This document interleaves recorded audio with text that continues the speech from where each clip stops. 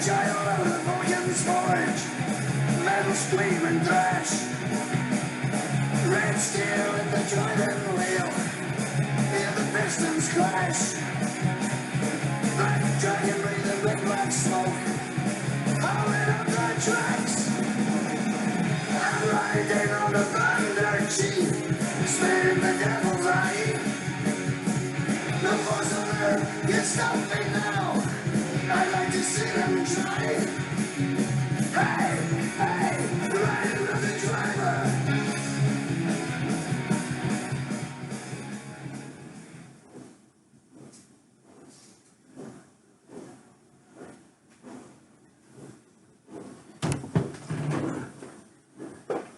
What's up, headbangers? Some old Metalhead Michael here. Just end of the week video. Been traveling most of the week. Been down south for work and just really busy. Haven't had too much time to do anything else but work and eat and sleep. Oh, sorry, my nose is itching. So I was down south. Working with my buddy Carlos, who was kind of the inspiration for the character in Thrashers. Real cool guy. Started working for this company about 4 years ago, maybe a little bit longer. And me and Carlos just hit it up right away. The reason? We both love Metallica. And just connected from there. And this, became good friends, hung out a lot, partied a little, not a lot, partied a little, hung out a lot. So anyways, I was down south working with him this week, and he had told me about a couple months ago that he said, hey, I got a gift for you. I was like, well, cool. He's like, but I forgot it. I was like, all right. He's like, but I'll bring it next time. Next time I saw him, he's like, oh man, I'm sorry, I forgot that. I'll get it to you next time. So he lives down south, so since we're in his neck of the woods, he decided to remember to bring the gift for me. And so I think it was earlier this year, late last year, in Corpus Christi, Texas. Metallica was down there, and they were signing bottles of their whiskey called Blackened. Carlos got to the event and didn't look like he was going to get in to get anything signed or to meet the band. And then at the last second, they said 10 more people, and he was like number 10. His wife and his buddy were like 9 and 8. And so they got in, got a chance to meet. I think with Kirk, James, and Robert were there. Got a chance to meet them.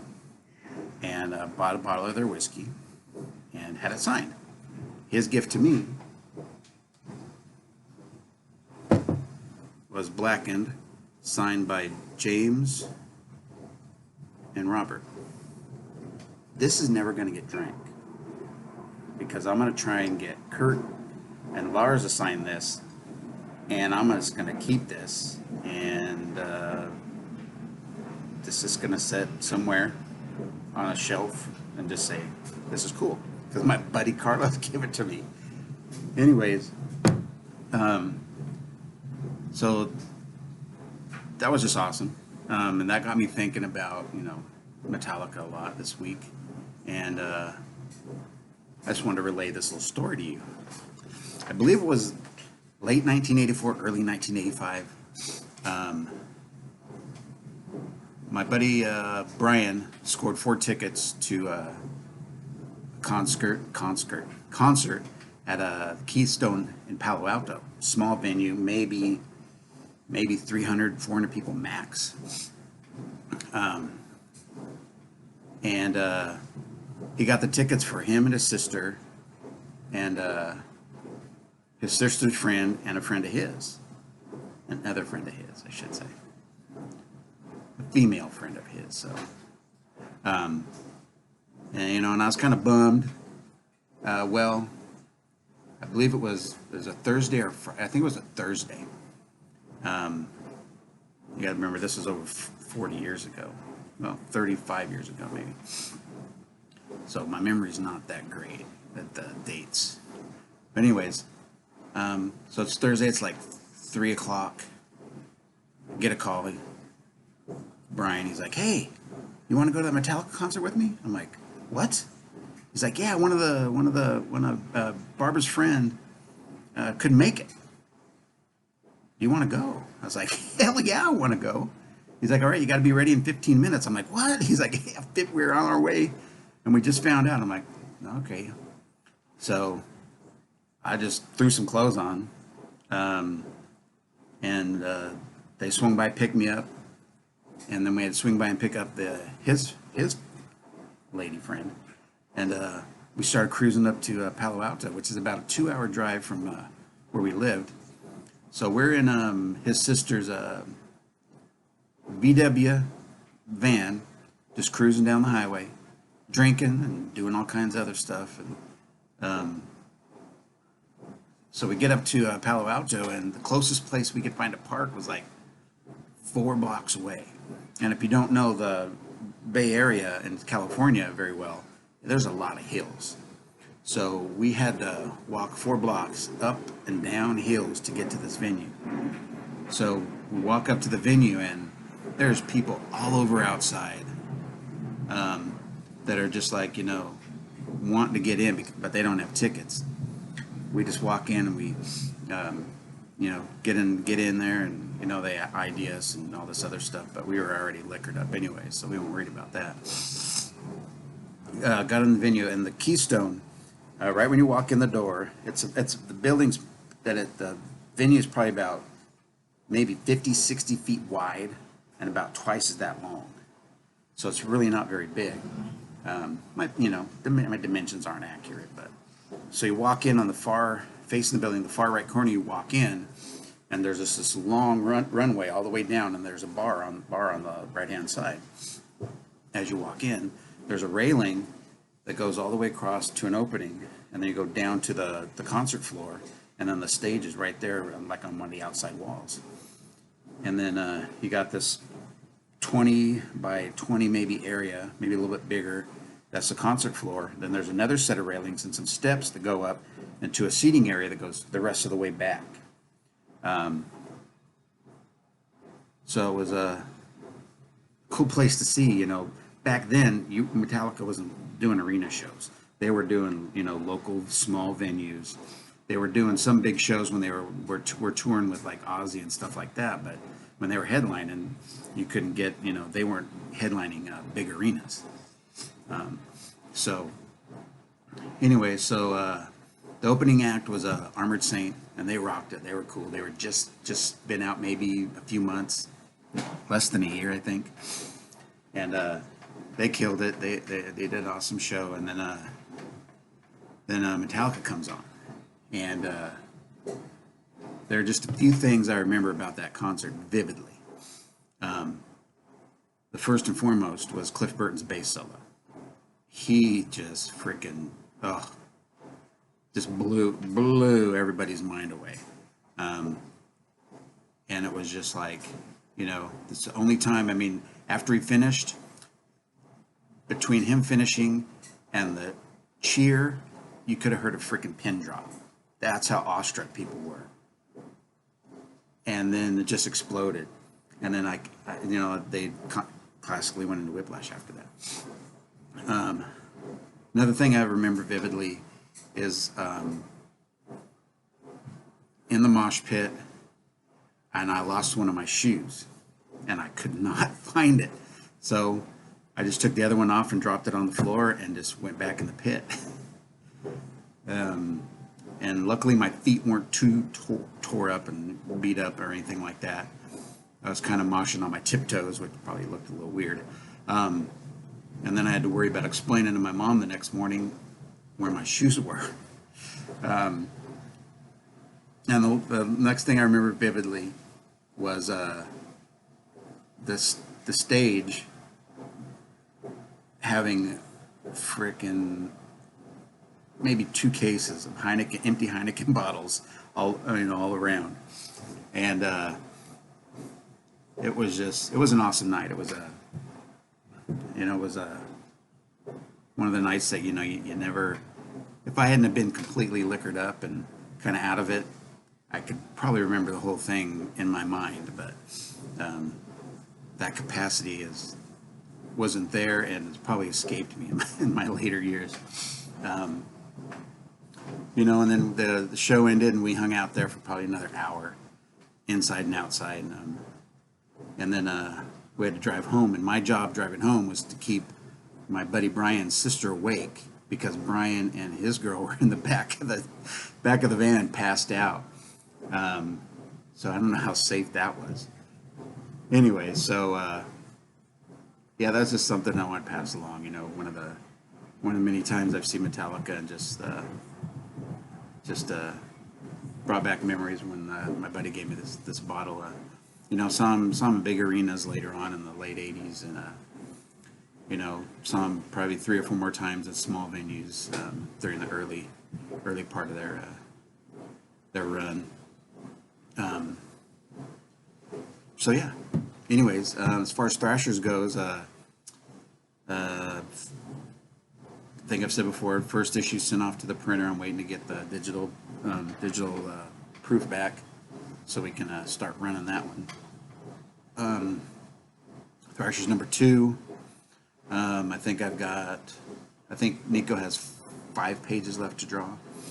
And Rodrigo is, I think he's colored about 8 pages, so about a third of the book.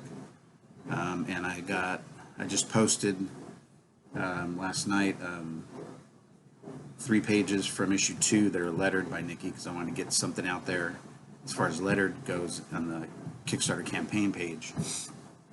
And so those are on there. And just a shout out to my buddy Sean Rumble. Thank you for doing all the proofreading and editing advice and everything on issues 1 and 2 so far. I mean, he's been valuable and a very strong backer of Thrashers from the get-go. Like I said in one of my first videos, he was one of the first people that, once I was on Twitter, was helping me get the word out about this book. So thanks for that, and helping this old guy with some of his spelling errors and, you know, punctuation errors that Word and Grammarly do not pick up on. So I'm glad to have his help with editing this book as far as the dialogue and conversations go. And I don't know if I mentioned it before, but Doug Garrett dropped another song for Thrashers. It's going to be a 2-song EP that we'll mail out, that it will send out to everybody in an email of some type, those people that back the book. I think I'll put it on every reward level, just two little songs, and maybe throw some digital images in there too as well. And I think that's it. I got the final, all the final pages lettered from my contribution to Corona Kings 2. It's called Tales from the Punkalypse.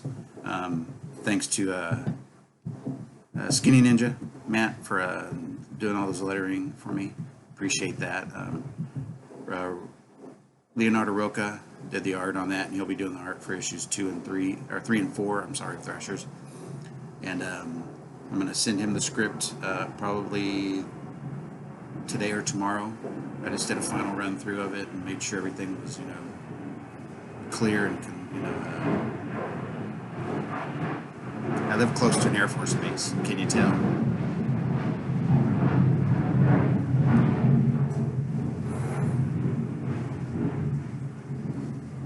All right. Now I'm sure you can probably hear me. And dang, I just totally lost track of where it was.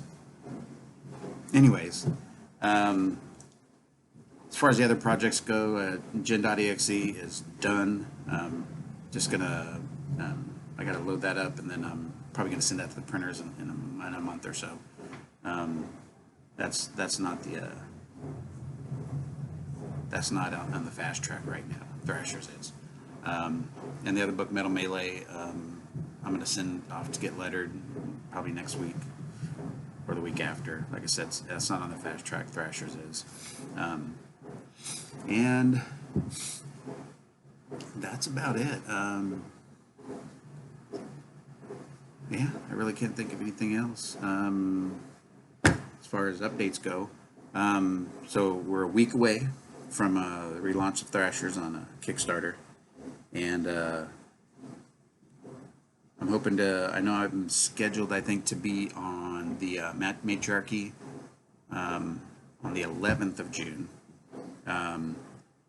So if you're watching this and you have a YouTube channel, or I know Facebook does streaming and stuff like that too, whatever the case is, and you would be considerate enough to let me on there and to talk about my book, and we could talk about Thrashers, we could talk about music, we could talk about sci-fi, we could talk just about anything.